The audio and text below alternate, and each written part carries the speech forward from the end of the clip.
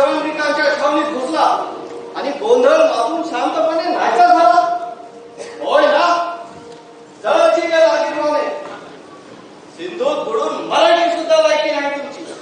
विश्वजित यवनरिक सेनेचे अधिपती तुम्ही, यवनरिक साम्राज्याचे आधारस्तंभ. लादा वाटल्या पाहिजेत तुम्हाला. हेकड कुठले एक गारुडी आमच्या शिबिरात शिरतो आणि तलवार न चालवता 2000 यवनरिक सैनिकात भीती निर्माण करतो. आमचे महान सेनापती, सिकंदरचे सेनापती त्याला पकडू शकत नाही. झाला आमचा पराभव सुरू झाला. कोण होता तो? त्याचं नाव काय होतं?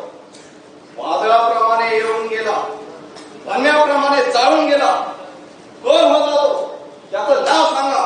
सम्राट मगधाचा राजा सर्वार्थ सिद्धी, नंदाचा तो भेद असणार. असं मगधाच्या नंदाचा, आमच्या वाढत्या साम्राज्याचा, वैभवाचा त्याला मत्सर वाटणं स्वाभाविक आहे. ठीक आहे, पाहून घेऊ. यवनरिक कुठल्या मातीचे घडलेले आहेत ते त्यालाही शिकू. सम्राट नंदाविरुद्ध आघाडी बांधायला हवी.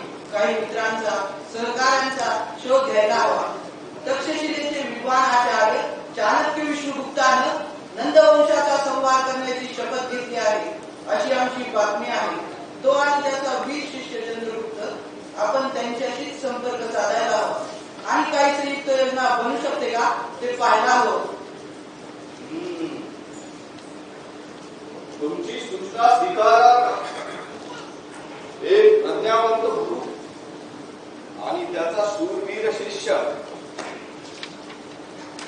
विचार कर, निश्चित विचार कर.